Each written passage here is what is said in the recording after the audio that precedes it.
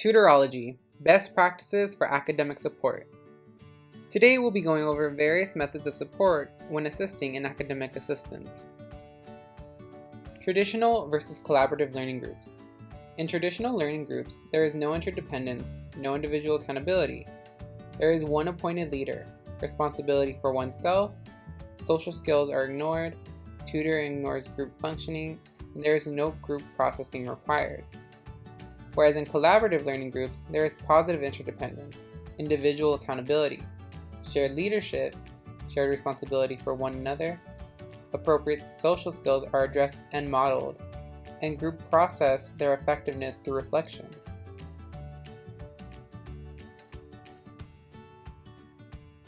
Get to know your students. PREP provides the opportunity for students to drop in and out randomly for tutoring.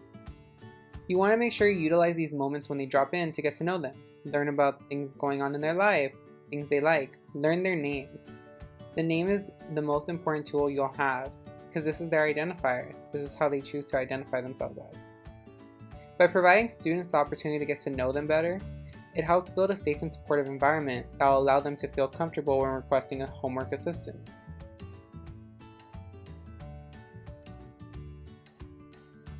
Before getting started, you want to make sure you identify some things within your students. First is preparedness. Did your student bring in work and materials needed, such as classroom notes? These are essential when assisting students. Notice their body language. Are they tense, frustrated, calm, happy? You want to determine this in order to better support them. And last but not least, we want to make sure we understand the priority of assignments. If the student requires assistance in more than one assignment, identify the items that are priority. Time management is key. Each tutoring session consists of some preliminaries. First is we want to debrief on issues such as academic and personal that have arisen since the last tutoring session. With PREP, it is a drop in and out program. You may have students that are consistently coming in and out. They may be the same students. These are the times where you're able to debrief on previous issues. In terms of students that are new, you want to make sure you get to know them. Ask them how they're doing, how's their day going, what are they needing assistance in. We also want to make sure we're asking about accomplishments as well as problems. It's good to always hear a good thing that a student wants to share. General study strategies. Use study strategies in all general tutoring sessions. We want to link it to the real world. For example, if we're doing a math equation, we may want to link it to how in the real world we count money. Money does use a lot of math within it. That's how we're able to link certain things to the real world. We also want to encourage group communication. By encouraging group communication, we're allowing students to build on their social development skills. They're able to communicate with others to see if others are facing similar issues. We also want to find out how they learn best. Some students are visual learners, some are hands-on learners, some are auditory learners. We need to adjust so they can grasp the material best. We also want to set up a distraction-free zone. This allows students for full concentration on their assignments. It helps them speed up the process instead of getting distracted, and instead of spending 7 hours on an assignment, they could spend 1 hour. We also want to encourage milestones. We want to praise proactive work already done. The small things are always good to look at because those things help students reach the end goal of what they're trying to work towards. We want to encourage and praise all the small milestones. We also want to have students teach each other. This ties back to encouraging that group communication.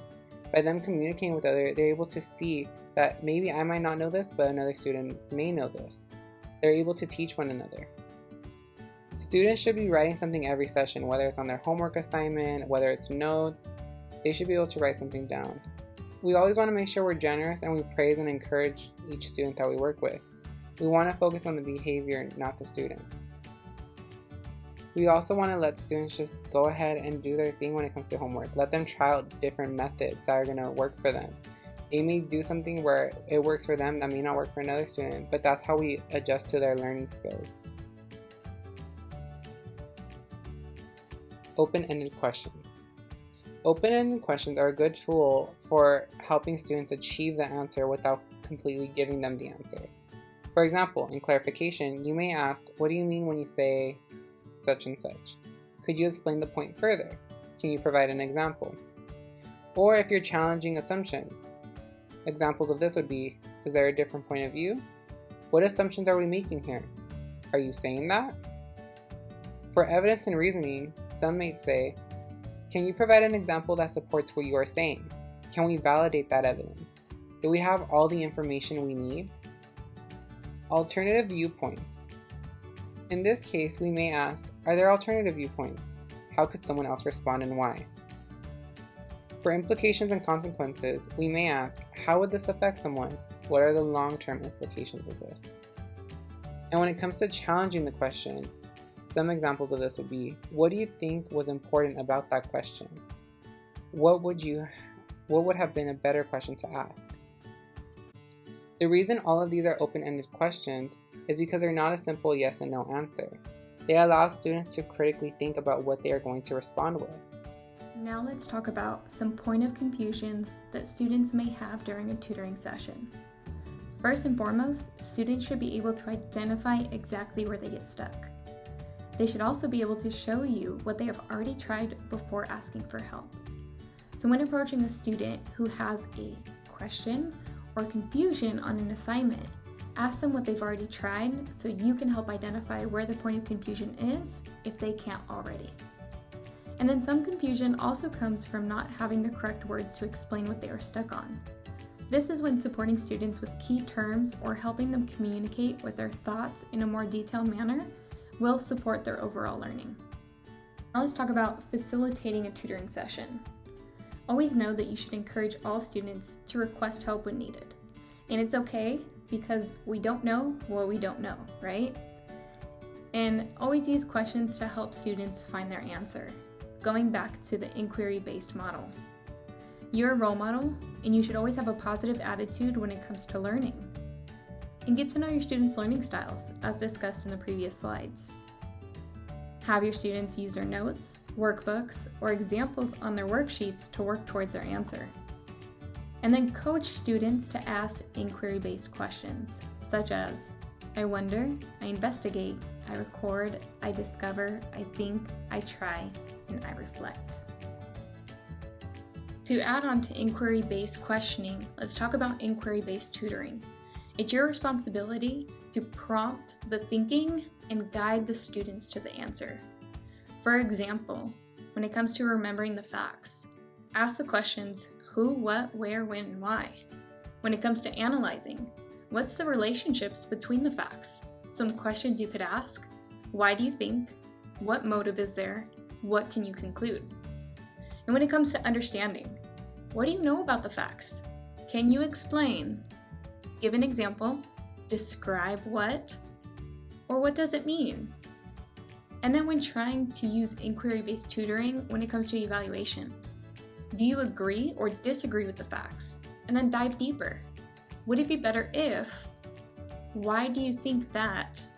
What would you recommend? And then when it comes to applying, how do you apply? How do the facts affect you? So how would you solve? What would result if? How would you use? And then lastly, when it comes to create, how do you create or improve the facts? Some questions that you could ask students would be, what would it be like if? Can you elaborate on the reason? What if blank happened? These are all sentence starters that you can use when tutoring any student with any subject. Now, specific examples that you can see when it comes to tutoring.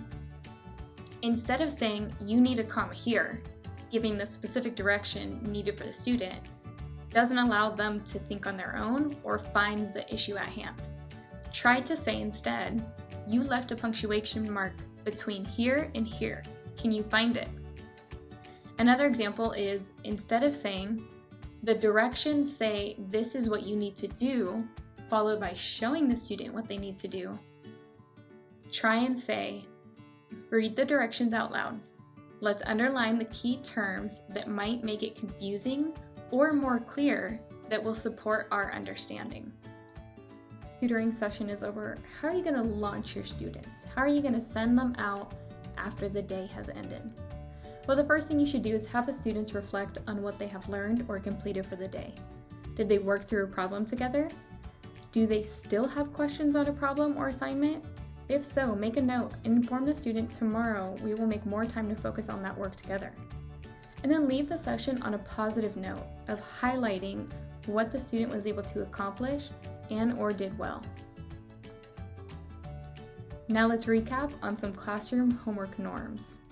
The first and foremost is always come prepared. Have extra materials with you, along with encouraging your student to come prepared for any tutoring sessions or academic help.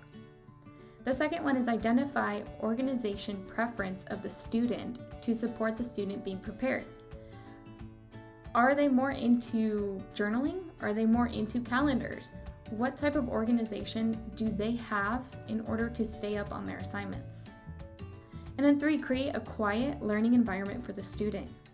If you're in a large area with a lot of students doing different activities, find a quiet corner or even use outside area if it's a nice day. 4, use open-ended questions to understand the student's point of confusion. Just as discussed in earlier slides, there are multiple open-ended questions that you can use to guide the student to either finding the answer themselves or for you as a tutor to understand what aspect or function they are not understanding. And then lastly, always promote inquiry-based learning. Questioning the process to the answers allows the student to understand their own questions, allowing them the chance to learn the material and most importantly, retain it.